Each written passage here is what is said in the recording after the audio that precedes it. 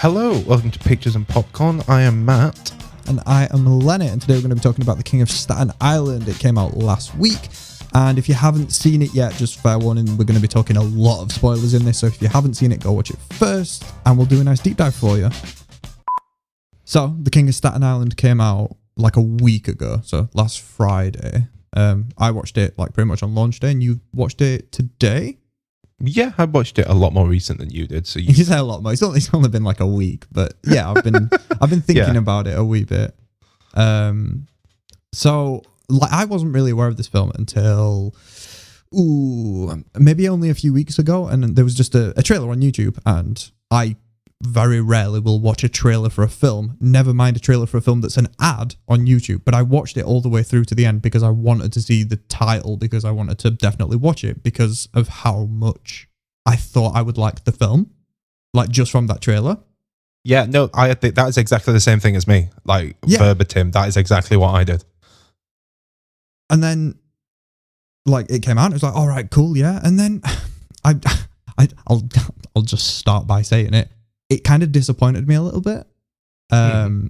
So I don't know why. When I started watching it, I was thinking, oh, I didn't know this was just like a full-blown comedy. So then I kind of got accustomed to the fact that, oh, this is just a comedy and it's got comedians in it. That makes sense why Bill Burr's in it, even though he has been doing a lot of other acting roles recently. And then the second half sort of forgot that it was a comedy, and I feel like it suffered because of it, because it went for some really common tropes. We'll get into that a little bit later, but like, I don't know, like I see this film as two distinct halves, and the first half is so much better than the second half. Yeah, that's a fair enough observation. I don't know, like you were saying, I had really high hopes going into this film. I really wanted to like it, and you know, I guess I did enjoy it. I was entertained by it, but it did feel, I'm trying to think of the word. It didn't feel right. Like there were some things about it that just felt like a little bit off. Like you were saying, with the tone of the film being inconsistent, which I get. Like there's films like Jojo Rabbit that perfectly meld drama and comedy really well. And then there's this film which it seems to just flip-flop between the two on scenes. I think that's because of the style of comedy that it went for. Whereas so to stay on the Jojo Rabbit thing, having this really kind of serious setting and the hanging scene, to have that contrasted by having Adolf Hitler as an imaginary friend that gets kicked out of a window and all these silly things, that works so well because it's a perfect juxtaposition of the situation that they're in. Hitler isn't funny. What he's doing in this film isn't funny. But they do some slapstick comedy to him, which then just has this bizarre sort of feeling to it. It's got that juxtaposition, whereas this film doesn't do that. It's not taking something that should be serious and making it absurdly funny. It's trying to just be a generic drama film and also be sort of, I'd say generic comedy, but every comedy nowadays is just generic. So it's just trying to be normal funny and then normal sort of character developy drama thing. I'd say coming of age, but he's a bit too old for it to be a coming of age film, but at the same time, that's sort of the point, is that he's a bit old to be going through this sort of transformation. Like, he's supposed to be doing this in his teenage years, but he's a bit of a late bloomer. That's the point of his character. But like that melded with a mild comedy just sits fine. It's whatever, you know? Yeah, like it was very lukewarm in terms of just the general film. Like it wasn't anything fantastic or extravagant. It got a few laughs out of me. The story felt painfully generic. Like you've mentioned, there were a lot of tropes in there, and there was a lot of there's some things within the story that bugged me because they just felt unnatural. Go on. So, like, one of the major plot points that kicks things into gear is that the main character, he's an aspiring tattoo artist. He's done tattoos on all of his friends that are pretty crappy, and that none of them want to volunteer to, you know, be his victim anymore. And they're just hanging out at the beach, and then this little lad comes along, and he's like, yeah, I want a tattoo. And like, oh, you're only 10. He's like, yeah, screw it, I want the tattoo. And because this guy, he makes a lot of impulsive decisions. So he's like, yeah, fuck it, I'm going to tattoo this 9-year-old. He draws a line on him, then the kid freaks out, screams and runs away because obviously tattoos hurt, especially if you're 9 years old. Which leads to that child's dad confronting the main character's mother, giving her an earful, saying, you know, what the hell are you doing? How have you raised this kid? He's 24 years old and he's tattooing my child. And then the moment he finds out she's a single mother, he suddenly changes drastically. Like, he goes from being fully on the offense, typical Bill Burr shoutingness, to suddenly shy and awkward and then asking her out. And it's like, he seems to forget instantly that her child still tattooed his son. And I feel like that's a really unnatural thing. Like, he just seems to instantly forgive him because his mum's single and he fancies her. Yeah, and it's like that happened because the plot needed it to happen, not because it's actually a logical thing. Yeah, like that's my issue. Yeah, like you could say, okay, well, that's sort of the point. Like, he is desperate to find another love after his first marriage, and like he's found this woman now who might be perfect for that, so he kind of forgets the initial conflict that they have, because if anything, he could say thank you to that conflict for actually bringing them together. But character-wise and emotionally, that there's, and as you say, an absolute just a switch just gets flicked from he's outraged and this is unforgivable to, oh, it's fine, I just want to marry you now. Yeah, and like there is still beef between the two characters throughout the movie. So the main character is still trying to split up this couple of this new stepdad character and his mother, and is constantly fighting with him, sneaking behind his back to get dirt. And so the two are still like at each other's throats on and off throughout the movie. So it's not like there wasn't tension between the two of them for that to get brought back up. They could have been like, oh yeah, we can bring that up, so he's still resentful over that, and that he was just trying to push it away. But they didn't even address it. It was that, like, as you said, like the plot demanded that he got over it. So he got over it. Yeah, which is bad writing. This, like, that isn't the main story of the film, which is why I kind of called it a coming of age thing earlier, is that it's sort of this man-child sort of getting a bit of responsibility and growing up a little bit. We don't really see that much. They could have, for over a 2-hour film, they could have easily done more to develop his character. Yeah. But the bit of development that they did do, like at the end with the fire station bit, and he lives there for a bit and he starts working there, and you kind of get the sense of, oh, he's actually turning his life around, and they throw in a few jokes to show that he is still the same kind of character. It's not just a complete 180. But, right, why did they do it as like a Rocky montage? It's like 2.5 hours and they show the character development in a montage. I see, That's for me, shit. that was probably my favourite segment of the film because it felt very wholesome. And probably because it had like Steve Buscemi in it, and I love Steve Buscemi. That was the story of the film, and they did it in a chuffing montage. Yeah, like that spread out a lot more throughout the film would have been a lot more entertaining. Another issue I have, sorry, while we're on this topic, so obviously the whole arc is about him gaining maturity and moving forward as an adult. Towards the end, he has like the support of his mum and this new stepdad figure for him to go into this tattooing career through, like, he did a piece of artwork that the stepdad saw and he was like, yeah, okay, maybe he's good at it. And the stepdad was like, yeah, you can do a tattoo on me. I've never had one, but you can do my first. And it's meant to be like this nice heartwarming moment of like, oh, that's really cool. And he's been working on it throughout, like this montage, another montage. Yeah, they keep showing it. They don't show it us, and Bill Burr doesn't get to see it either. Like, we almost get to see that from the stepdad's perspective of we don't get to see it and we don't know what's going on. It's this little thing that he's just been working on, and it comes from that wholesome moment. And yeah, and then it does the reveal of what's actually on his back at like the end of the film. Like, there's a little bit of a climax where the main character and the stepdad make proper amends by them rescuing this guy who's been shot or stabbed, or I can't remember what he's done, but he's bleeding profusely and they get him to the hospital. You don't actually, it's actually Action Bronson, the rapper. Is it? I thought it was, I assumed it was someone. Yeah, it's the guy who does that series on YouTube with the green screen, and Tyler the Creator is featured in it too. It's that guy. I was like, oh my God, I know him. And we actually paused it and Googled it, and it is Action Bronson who's in this film. It's not said what's up with him. He just walks in front of the fire station already wounded. Yeah. So at that moment, the main character's mother, who was a nurse in the emergency room, comes over and they're all chatting, and she sees his back with the tattoos, and she's like, what's that? And then you finally see the tattoos. And it's all these really crap images. And one of the things he said when they said, don't make it anything I can't understand, like Chinese writing, tribal tattoos.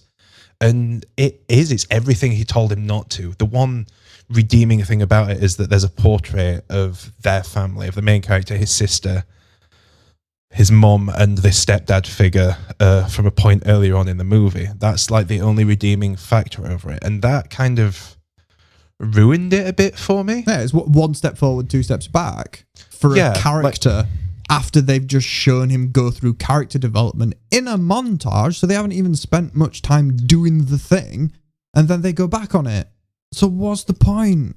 I don't know. Like they even address the fact that this guy's really good at art, because he has this really cool superhero that he drew based off of what this stepdad's other son has been telling him about. He's like 8 years old.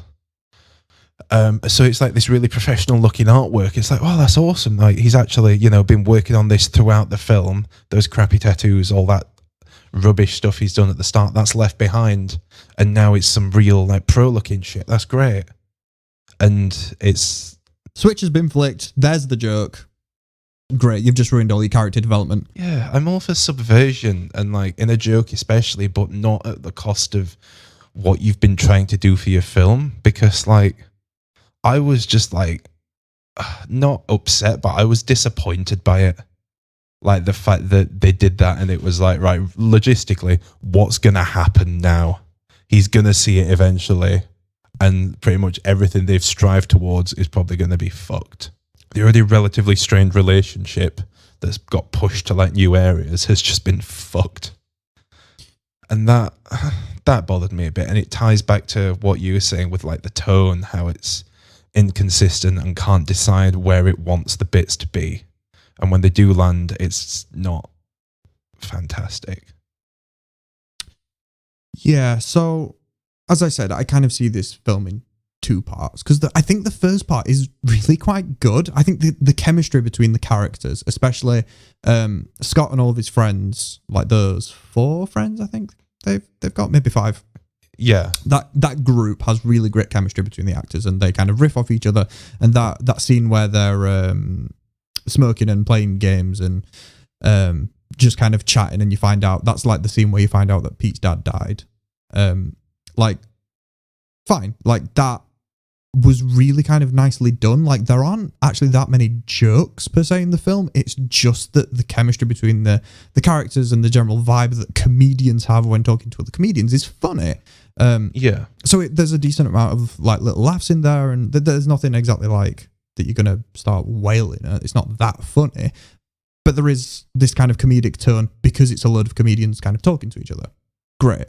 That, if that was the entire film, would have been better than what they went with, because for the second half, they kind of dropped that tone a little bit in order to give some proper character. They brought Bill Burr into it, and at that point, it did kind of take a turn that it was just a really kind of generic story about the man-child that's still living at home with his mum has to deal with a stepdad who's come in and doesn't want him there anymore. Generic conflicts happen. There's some childishness on both sides. They both kind of get blamed for it. The mum is the grown-up in the situation, even compared to like the stepdad. And then there's a bit of character development with Scott. I also called him Pete because that's the actor's name. That kind of shows a bit of, oh, he has grown up a little bit, which then they 180 on, and then it's like the end of the film. So that second half, what was the point? If they weren't gonna take away from the comedic tone to give a little bit more character and like drama to it, if they weren't actually going to follow through on that, why take away the comedic vibe? Unless they didn't. A lot of comedies do fall into the trap of the Like the third act especially just isn't funny because they feel like, because it's a film, they have to have that arc. So they have to have the dip just before the third act and then like an actual redeeming thing that happens for the climax. And that means that they just don't make it funny. But this did it for the entire second half and it wasn't worth it at all. No, and it's a shame because like I really liked the cast. I really like Pete Davidson. Like I think he's funny. I like him when I see him in things. I'm compelled to like him. I don't know what it is. And so that's one of the things that immediately drew me to this film. And then like seeing the rest of the supporting cast and like you were saying, the chemistry between like the group of the friends is great. And I don't know, it upsets me that the writing let it down. Mm-hmm. So to go on to the writing, so the director writer that worked on this is Jude Apatow, I think. Yeah. Pete Davidson also helped write this. And a lot of this is sort of based on Pete Davidson's actual life. So Pete Davidson actually had a dad who was in the fire team. What are they called? It was a firefighter, and he died during 9/11. So obviously in this film it's changed a little bit. It was a hotel fire that he died in, but a lot of this film is based on that, which is fine. And apparently Jude has directed a fair amount of films where he takes a comedian and does a film loosely based on their life for some reason. But like, this isn't a biopic, obviously. It's sort of loosely based on it. But they didn't lean into it enough to make it really emotional, because they could. Like the whole dying in a fire thing, and then him having that kind of relationship with the firefighters at the end, that could have been like a really big emotional thing, because it was him kind of coming to terms with who his dad was. Like his dad was seen as a hero. Like I feel like a better name for this film would have been The Hero of Staten Island, and actually made it reference to the father and made that a bigger point of the film. I think that would have been better, but whatever. So they could have really lent into that, but they didn't. It was all about this stepdad character and kind of the thing there, which, as we've already said, didn't go really anywhere, because everything that they did do ended up getting backtracked. So what was the point? Why did they do that? Why would you do like a half thing based on the main actor's actual life if that's just background? Yeah, like that's the sort of thing that there is like raw emotion and meaning there. Like that's something that you could get a lot of mileage out of, especially for a film like this. Like that really could have been pushed forward into the light more and built it more around that. Whereas it just seemed to be they were the set pieces. Like, oh, these events, yeah, cool, we'll throw them in, and then just it's like they started with that. It's like they were like, right, take things that happened in Pete Davidson's life, right, cool, right, what we're going to do? Oh, we could have this thing where we have the stepdad character, and then we'll build into that. Oh, maybe the stepdad character could actually be like a fireman, like my actual dad was. Oh yeah, let's do that. All right, okay, so how are we going to do that? Well, he could maybe like go to the fire station, and like you just build and build and build until that original idea isn't relevant anymore. They could have easily swapped a few pieces around and it would have had nothing to do with Pete Davidson's life. And if they'd have done that, they could have molded it into a more cohesive piece, and it probably would have been a better end product. Yeah. But they didn't do that. So what they did do was make this film that's probably made me laugh a little bit more than like any film to have come out this year. But that is an incredibly low bar.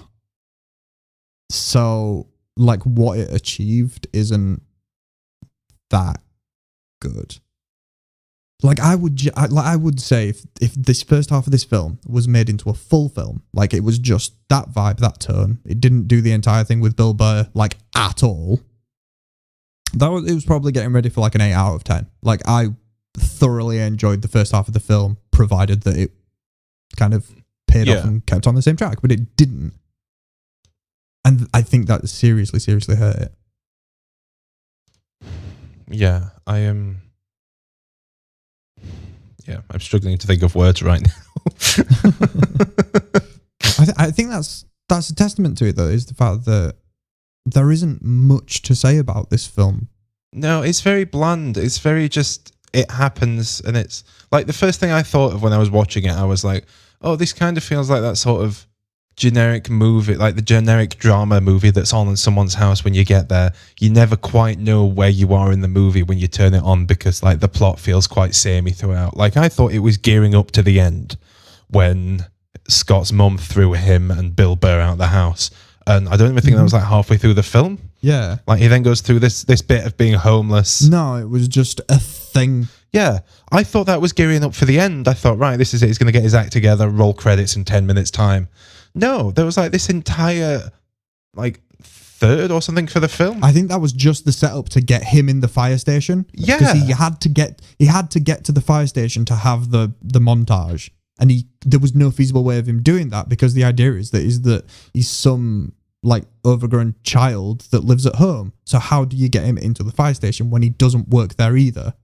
Have his mum kick him out. Right, okay, so now we've got to spend 20 minutes making that a feasible thing, so they've got to have a bit of conflict and then get to the point where it tips the mum over the edge just to do it. And that, I think, is why this is 2 hours and 20 minutes. Because there's so much of like, right, we need to get him to here. How do we do that? Right, we need to spend 20 minutes setting that up. And during all of that time, they forgot to make it good. Also, so Scott's friends decide to rob a pharmacy to get some money. This is the point where Scott's like, yeah, I'm going to get some money and get my own house, and then I'll move out and then I'll show them I'll be a real grown-up.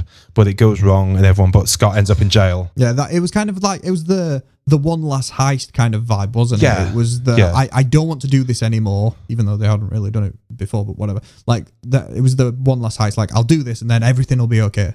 Yeah. Before I go on to make my actual point, I feel like that, in like what you were saying with the first half of the film, that including like them just doing little shitty robberies would have been sick as a film. Like that vibe leading up to that. Yeah, it would have. It'd have been better. Like the chemistry that they had as well, especially like the berating that one that's like the newest member of the group. Yeah, literally and have just it the different as like a bit about these guys that are doing their best to try and make something of themselves, so they're doing it based on like these mild robberies, but they aren't that good at it and they're just kind of trying it and they don't really want to be doing it, but it's all that they've got, because that then plays into the friend that wants to be like a city planner. That really plays into her thing because she's doing it, but she sees the errors in it and wants to change that. That plus him coming to terms with his dad and like finding sort of a righteous path away from all this robbery into maybe becoming a firefighter would have been like a perfect parallel thing. Like have her as like a secondary main character that goes to try and do the city planning thing, so there's the bigger overarching like world building thing, and have him as the big personal thing because it's actually personal to Pete Davidson as well, and have him become like a firefighter at the end, and it kind of is this perfect arc for both of them. But it didn't do that, and it should have. It really, really should have. Sorry, I feel like even if they it's fine. I feel like even if they did that as the A plot and then still sort of had the stepdad thing going on with the B plot, would have made it so much more tolerable because that could have added more motivations to the crime and everything. Entirely. But going back to what I was going to originally say, so the whole thing that leads him to going to the fire station is that he can't find anywhere to stay. He gets back with his girlfriend who he split up, who he then bluntly asks, oh yeah, can I just stay here for a bit? And she realizes that he's fucking idiot and just kicks him out. Yeah. Then he's sleeping in people's gardens, sleeping in people's porches, and then reluctantly goes to the fire station where he knows Bill Burr is currently living because he's currently homeless after splitting up with his ex-wife. Before he resorts to that, he goes to visit his friends who are in jail and speak to one of them to ask if he can please stay at his house. His friend's like, no, but you can feed my cat. Why didn't he just stay at the house anyway? Like, that's a really good point. Surely the cat was in the house. He wouldn't have known. Like, if he was that desperate, was that just put in there for the joke of, this guy's got a cat and he cares about it? I don't know if it was, because otherwise, like, what's the point in even putting that scene in the film? Probably, yeah, because it was like, oh yeah, I love Sprinkles. Like his cat's called Sprinkles, so it is the joke of, oh, this criminal, this guy in jail's got a cat called Sprinkles. Yeah, and they wanted to pay off the joke of the other friend getting catfished. Yeah, which fair enough. I liked that bit. I mean, neither of those things were very funny, Like, it was fine. Yeah. But, like, that makes a big plot hole for no reason. Also, who's been looking after his cat all this time? Yeah, like up until Like, that he point, hadn't who's been sorted that feeding out his yet. cat? If it's like, oh, you could feed my cat. What if he didn't turn up that day? What if he went and visited him 2 weeks from then? His cat's just gonna be dead. That's Yeah. Also, Why? like, who else would he have asked if Pete Davidson's character hadn't turned up? sure. Well, in a real life scenario, he would have already have sorted that out. If he cares about sprinkles that much, he would have sent it to a shelter or anything. But yeah, that's something that just came to me then. That I was like, hold on, why? Like, he's not going to be there. Just stay there for a bit. Get your shit together. Yeah. Granted, then that obviously wouldn't lead to any sort of moral epiphanies that result in the culmination of the film. That wasn't the only way to get there. No, like they could have got to that last bit much more better. Even if it was something like, going back to what we said about if they did this as like a more crime film, focusing on the group of friends pulling off jobs and things like that. Maybe if they did it like, oh yeah, we're gonna rob the firehouse while they're out on a job, something like that, something that's got that moral conflict for him. Like something like that could have led to him being confronted with those characters. I would say that's incredibly generic, but I get your point, and it would have been better than this. Yeah, my point is trying to find something that would force those characters to interact other than what we got. Yeah, well, because what we got was him resorting to, well, the firehouse is the only place that I can go now. That is my last resort. And it's like, yeah, A, it's not. And B, like, well, because he spends a night on the streets, doesn't he? He actually, like, he's sleeping in someone's garden, and then someone comes and shouts at him, and he's, like, walking through the night and whatever. Like, he didn't have to do that, especially if he's now feeding sprinkles and therefore has access to the house that he was just denied access to. But there was a million ways that they could have got him connected to the fire station, and have it be his last resort might just be the worst of all of the options. Yeah. I mean, by that logic, there's going to be a fucking horrible homeless epidemic in Staten Island because there's no homeless shelters. And anyone that gets, like, that's worse off is just living on the streets. True, but at the same time, I don't think people who have never been homeless before want to resort to that first. I think that is seen by a lot of people as, well, if I go to the homeless shelter, that means I am homeless. Whereas if I just sleep on this bench here, I'll be fine tomorrow. I'll sort something out. Yeah. Like, I think that's a real thing, but, like, yeah, no, it didn't. There's a lot of decisions that this film made in its writing, and it was the downfall. The casting was fantastic. The vibe, especially for the first half, was really good. It looked fine.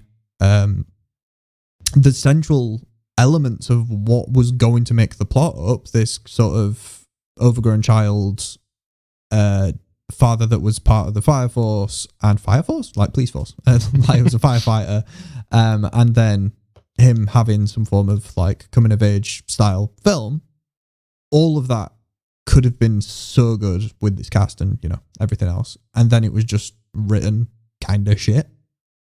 Yeah. Like, they had a lot of the pieces there and they just didn't put it together very well. No. Which is why this has ended up at over 2 hours long. There was a lot of convoluted ways of getting to certain places and not enough time spent on certain things, which is ridiculous for a film this long that did so little. And yeah, that's what we've ended up with. So I'm going to ask you this every single episode. What would you give this out of 10, Matt? 5. Like, as I previously mentioned, I was compelled to like the film. I was disappointed, but I liked the characters. I liked the cast. As you said, the presentation was great. I liked the general vibe of the film. It was just the writing and the plot that really let it down and was disappointing ultimately. Like, there was a lot of stupid, unnatural decisions made by the characters that really sort of bothered me throughout and after the film. Mm-hmm. And that's what made it so weak, in my opinion. So I'm gonna show it you in action. I mentioned this previously about how I will give sort of in my head as a film finishes, I'll give it a score, and then quite often within a week, it's changed a little bit. So this is something for you, Matt. I have changed the Iron Giant to a 7. On my letterbox, if you look now, it is a 7. I have put it up. I should have given it more credit in my numbers, because in the actual review, I did give it credit. Vindication. Continue. Back to Staten Island. So in my little short review that I put on Letterboxd, I said that the first half of this film was an 8 out of 10 and the second half was a 6 out of 10. Therefore, it's a 6 out of 10. But talking to you now, I think I've definitely realised that the first half is only an 8 out of 10 if it kept that going. And it doesn't, which means that it is dragged down by the second half. And as we've just talked about, there are so many issues with it. The second half isn't a 6 out of 10. It's lower than that. There are too many issues, and there are too many obvious things that they could have done that would have made it better. So, yeah, 5.